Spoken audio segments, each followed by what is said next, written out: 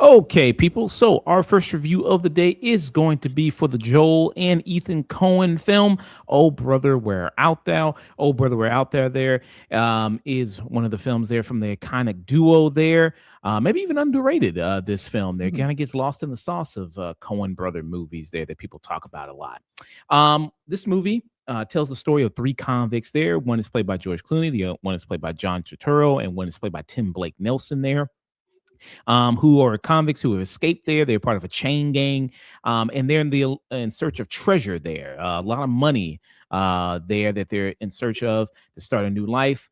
And this is set in 1930s in the deep South there. So a lot of people with Southern accents you're gonna see in this film there.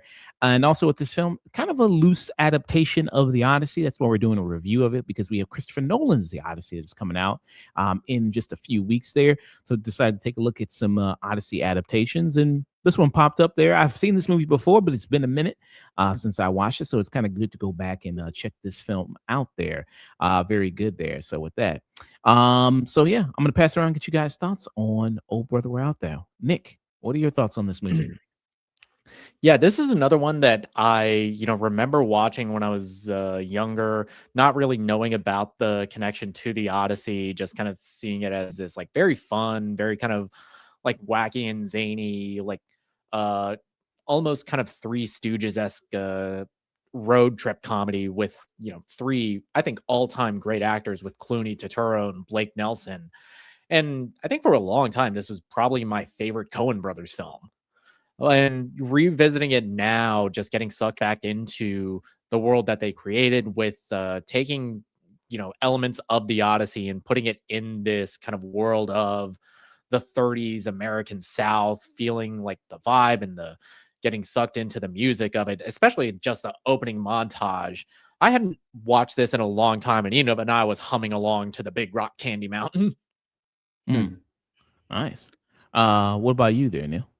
So this is a movie that admittedly took me a little bit of time to fully appreciate, because I saw it when I was, late middle school. So a lot of the literary allusions and the deeper connections to everything were really lost on me. But seeing this recently, I really came to appreciate just how much of a wacky sort of American rustic adventure this is. This is not a movie that has a terribly like complicated plot. It's more like a series of smaller plots that sort of collage together to make a whole. But at the same time, I thought all the performances, like you said, with the main trio were super charming and delightful. And I thought the adventure, though very low stakes, was really fun and enjoyable in sort of like a rustic Three Stooges sort of way. So I greatly enjoyed it. Yeah, very nice there. The chemistry between the three leads in this, they're very good. I mean, between John Turturro, between Tim Blake Nelson, and between George Clooney, work really well. I think they bounce off each other incredibly well. And then also, other than them, I mean, great cast. As you see, John Goodman is also in this film there. Holly Hunter is also in this film. You also have Stephen Root, who's a great character actor. He's also in this.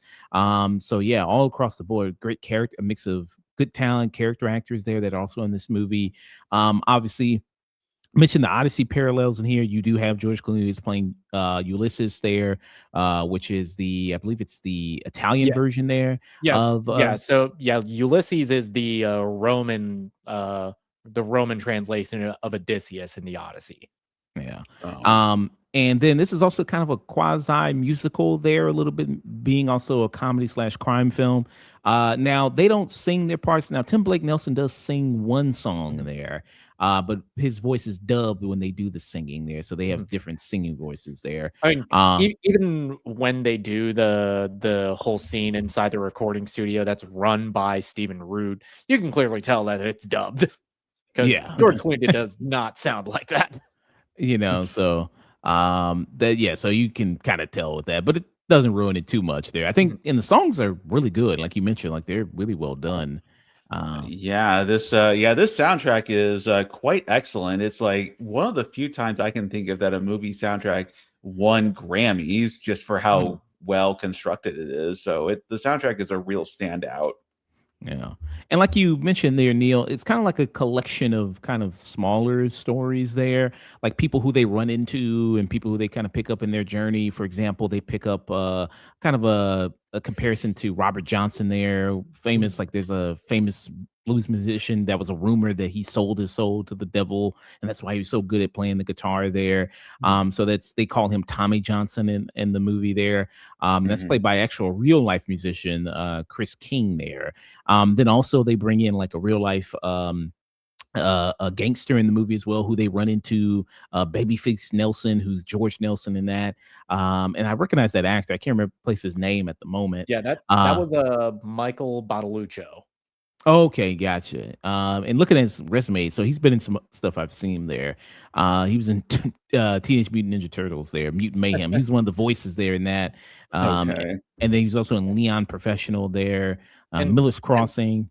Also made his screen debut in Raging Bull. Yeah. So that's pretty good there. So I really quite appreciate that quite a bit. And yeah, so I thought that was kind of a nice mix of things there. I thought that really worked. And then, like I said, the comedic moments of it, with that, which really work. And then even from like, this is very early on in the movie. This kind of made me laugh a little bit of like, they're trying to hop onto a train there, but they're still chained together. And they just kind of like one gets on the train and then one other one's trying to get on the train. And then you have John Turturro who's lagging behind, who still can't get on. And then so it drags all of them off the train. I thought that was kind of really good there and really worked. Let me show that scene right here there. Hey. Say, any of you boys, Smithies? Or, if not Smithies per se, were you otherwise trained in the metallurgic arts before straitened circumstances forced you into life aimless It's a little bit more of a goofier performance there from George Clooney there. He's done that mostly sometimes in his career. He did it in a little bit in Burn After Reading. I would say it's a little bit more of a goofier. Right. Yeah, it's like, I don't know what it is, because for I think a majority of his career, especially because this is like 2000, so it's like post his time on ER. So he's kind of been like the straight man. I'm the serious actor. And I don't know if it's just working with the Coens, but they let him tap into his sillier side. Yeah, I kind of wish Clooney had more chances to be more of a comedic actor. I mean, he's great in like the more straight-laced roles for sure, but there's a really kind of manic energy he brings and all the other cast bring that really is infectious. And I think he does a great job with all the comedic scenes. And the way he's kind of positioned, so he's kind of like the brains, I guess. He's the Dennis of the It's Always Sunny, like he's the genius amongst the idiots there. He's the guy sitting at the front of the short bus. Yeah. Of this Kinda like, crew. he's charming, I mean, still stupid, but smarter than the other two there. And you have, so he has kind of the leader of that kind of group there and kind of telling them what to do.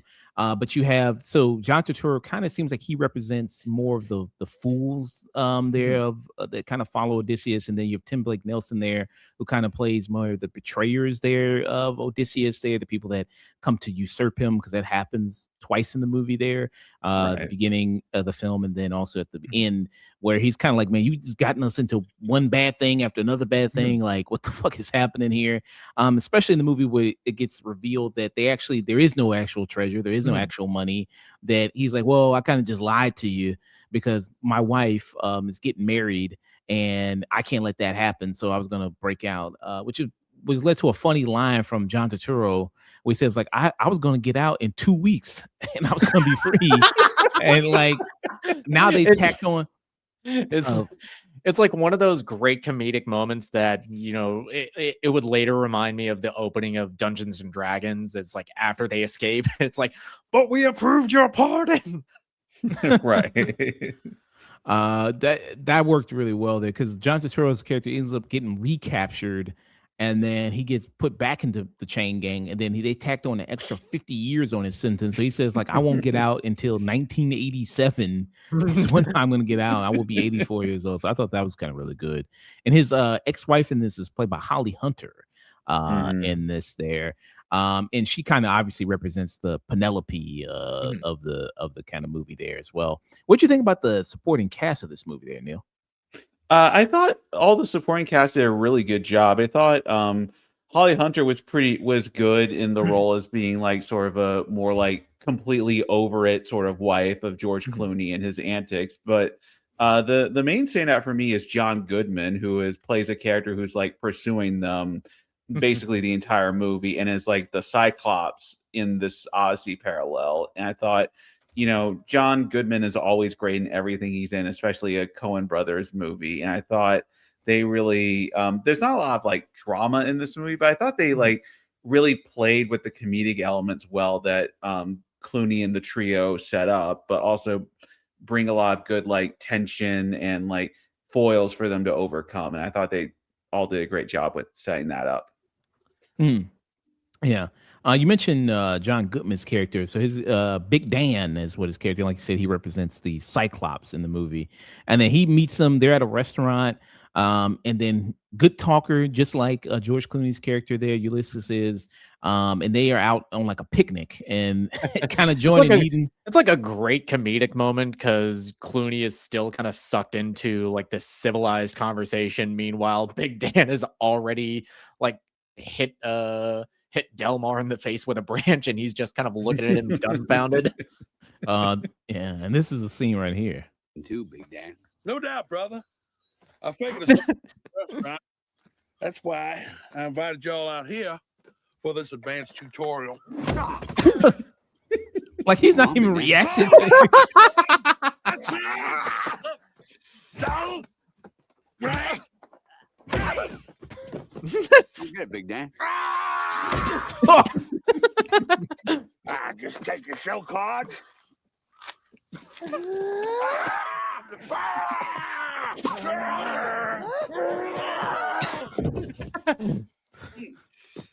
And whatever you got in the hole. So Clooney is concussed from this. I ain't nothing but a damn toe. No, you don't understand. That's Pete. You know these things give you warts.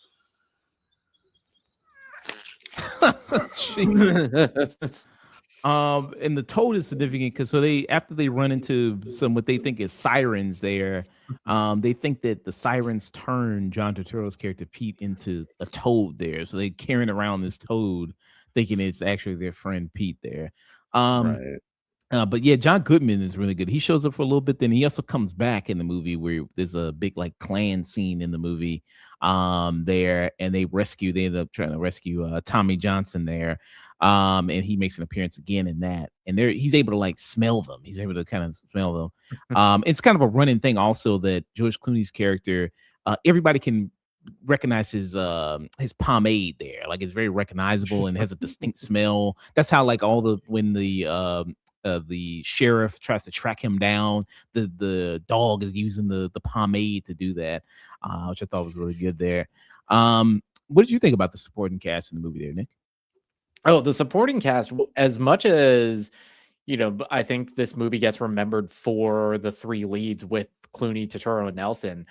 It's always a strength of the Coen brothers that they give so much to the supporting cast. Of course, the big standout, I think, is John Goodman, as well as Stephen Root and Daniel Von Bargen, who plays the sheriff in this, who's like pursuing them as well. And all of them in their very like small bit parts, there's so much like screen presence and personality, and they fit right into this kind of like wacky and zany tone that this movie is going for. Yeah. And yet you're right. They bring so much kind of energy to it. It's known for what the Coen brothers kind of do, with their kind of scripts and with their direction of how they kind of direct people there with that. And they're very good at the comedy as well as they are good at the drama, which I like quite a bit there.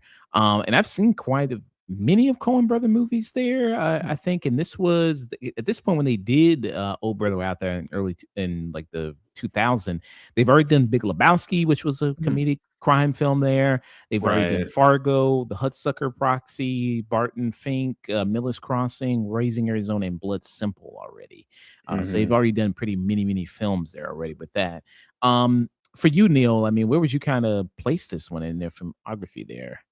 So, the Coen Brothers have very few movies that you would that most people would consider bad. So, Mhm. given that, there are several Coen Brothers movie I like more personally, but I would think this is like a high mid-tier Coen Brothers movie, but this is still a great comedy movie either way. So it's like don't let that deter you from it because it's still great. Mm. What say you there, Nick? Yeah, for a long time, this was probably like one of my favorite Coen Brothers movies, but at that time, I hadn't seen stuff like Raising Arizona or Big Lebowski. But even now, I'd still consider this like probably like my third or fourth favorite Coen Brothers film. Mm. Okay. Nice. Behind which ones are in front of it? No Country for Old Men, Burn After Reading, Big Lebowski, and Raising Arizona. Okay, it's a pretty good list there. No Um, Fargo. I'm a little surprised to not see Fuck, Fargo I keep on forgetting that. Fargo. Okay. Okay, fifth favorite. Okay. yeah. Okay. Yeah. And this movie here, it was kind of on a budget of 26 million, made 71.9 million there with that there. And as Neil mentioned there before, or it was Neil or Nick there, this did win a Grammy Award for album of the year there in 2002 there for the soundtrack and everything like that of it. And we mentioned, yeah, the music is kind of one thing, and that kind of comes back into the movie. So they stumble into like a music studio. Like I said, they come across these random adventures that they kind of get into. And then because they're with Tommy Johnson, who, sold his soul there, he wants to go to a studio and is going to play his guitar. They ended up kind of getting sucked in that. And then Stephen Root's character ends up telling him, like, okay, why don't you go and, go in there and sing?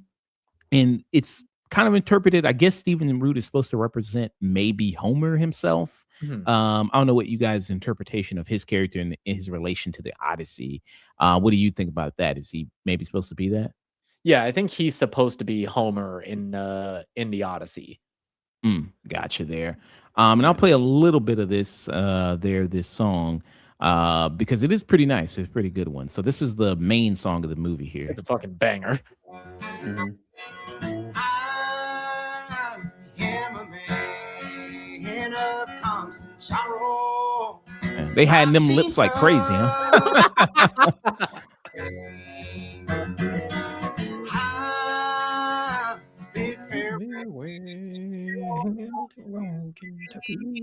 So yeah, it's works really well there. I mean, I guess I like blues country a little Mhm. bit there. So I don't know if it really is specific if you have to be already into that type of Mhm. music to probably enjoy this. I probably think maybe a little bit you do. What do you think, Neil?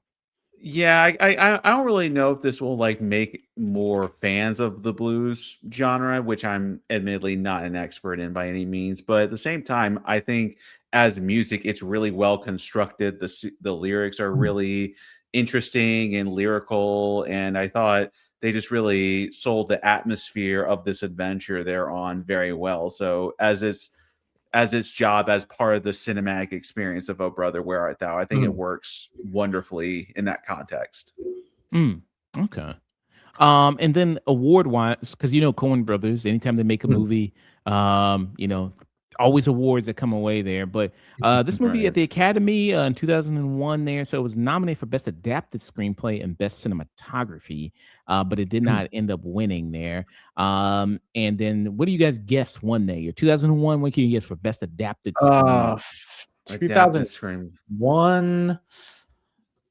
It wasn't Lord of the Rings. It's a movie that you're probably gonna The hate. Gladiator? No, it wasn't Gladiator. Huh. Traffic? Yes, best adapted screenplay Traffic won Oh. for that year. That was a movie with Benicio del Toro, and yeah, that's kind of famous for being pretty bad movie there. No, Um, and- I thought people I, th- liked Traffic. I thought people hated Crash. I was I about to don't say, know. Are you thinking of Crash on that? Oh, I thought people didn't like Traffic either. I thought. Oh. I thought that movie's okay. It's Yeah, all right. Traffic's good.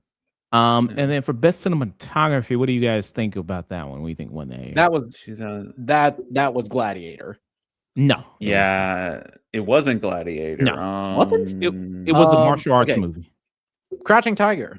Yes, Crouching Oh. Tiger, Hidden Dragon ended up winning for best cinematography. Yeah, you know what? I can't even blame them for that because Crouching Tiger looks incredible. For adapted screenplay there, so you had Traffic, which ended up winning, but you also had Chocolat, Crouching Tiger, Hidden Dragon, Oh Brother Way Out There, and then Wonder Boys was also in that category. And then best cinematography there, so Crouching Tiger, Hidden Dragon won. Also there was Gladiator, Melina, Oh Brother Way Out There, and The Patriot was also there. Nominated. So yeah, they ended up walking away with the title. But this was the big year, of course. Gladiator won a lot of things there. It won Best Picture, but it split Best Picture and Best Director because Steven Soderbergh won Best Director that year for Traffic with that. Yeah, there. I'm surprised they didn't get nominated for a song or anything like that. I'm a little surprised by that too. Like, if anything, that should have been the Academy Award. Oh Brother won, but like, quick side tangent. Crouching Tiger should have won Best Picture that year instead of Gladiator. Yeah. I wonder, you got me curious now, what actually did end up winning for Best Original? Yeah, it actually was Crouching Tiger, Hidden Dragon won for Best Original Score. It went for score, but what about song? That was Things Have Changed from Wonder Boys of Bob Dylan. Okay. Oh, okay. And then it doesn't look like Oh Brother was even nominated for that. So it wasn't. It wasn't. I think at that time the Coen Brothers were kind of like that like award season darling, but every time they made a movie, it was like in a very crowded year, so they didn't win anything until No Country for Old Men. They were kind of like in the Paul Thomas Anderson kind of space for a little minute, kind of like the Right. White Spike Lee. Yeah, like Fargo got him in the door, but they just never really crossed the finish line until No Country came out. Yeah. And this movie moves at a good pace too. I mean, it's an hour and 40 something minutes there. Really, I mean, it's like you said, kind of like these little mini adventures that kind of keep you engaged throughout the whole movie, and then you're never bored, I don't think, watching it, which I thought is really impressive there with this movie. You gonna say something, Nick, or? Yeah, even just talking about it as how funny this movie is, how like it moves at this great pace, how engaging it is with its music. I also really liked in this most recent rewatch, especially with this kind of undercurrent of like times changing, because this is like the 30s. There's like this backdrop of like the Great Depression that's going on. We're in the middle of like an election that's going on in this small town, and how like the different figures are like using these guys as their like puppets for it. And like also this kind of undercurrent of like redemption, especially with Delmar and Pete, and with Everett. Yeah. Any faults in this movie for you guys? Any issues at all there, Neal?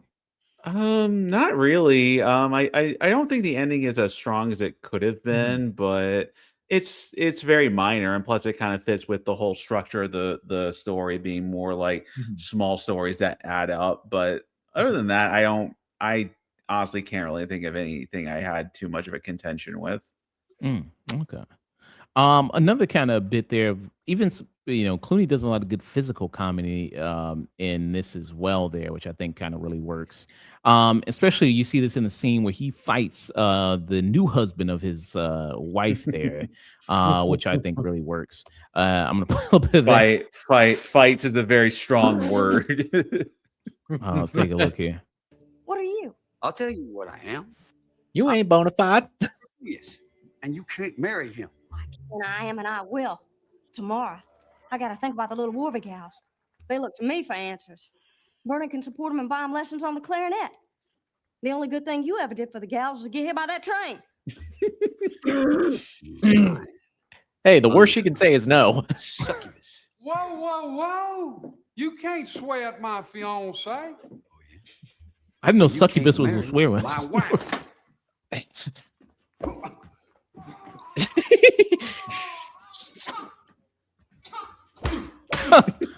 Brother, were you not in prison? Did you not like?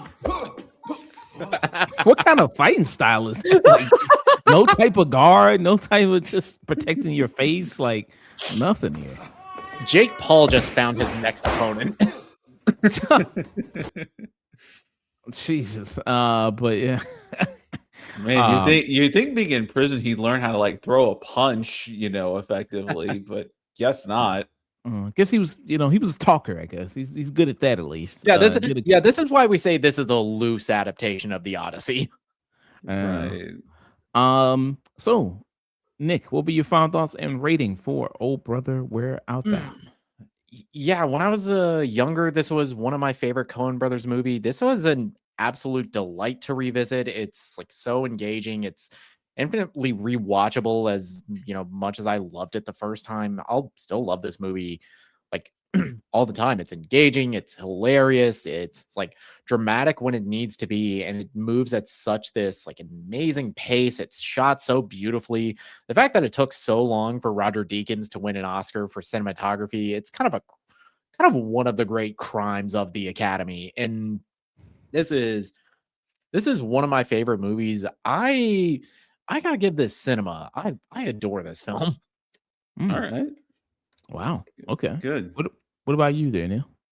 So this is a great Coen Brothers comedy, and it really does a lot of interesting stylistic things with its narrative structure and how its story plays out. That really just has a lot of charm and depth to it that you may not realize at the outset. I think this is just a really great comedy, and it's just great work from the Coens, from the main trio of Clooney, Turturro, and Blake, and just everyone involved. It's a great comedy. Go see it. This is peak cinema. I will also give it peak cinema there. This is classic Coen Brothers stuff there.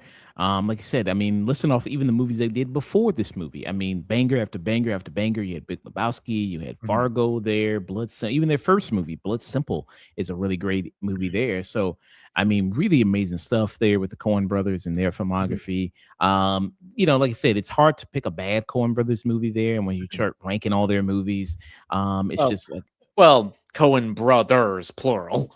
Yeah. Right. I know there's some movies I haven't seen that I heard that are not really all that, like Intolerable Cruelty. I heard that was kind of just mediocre.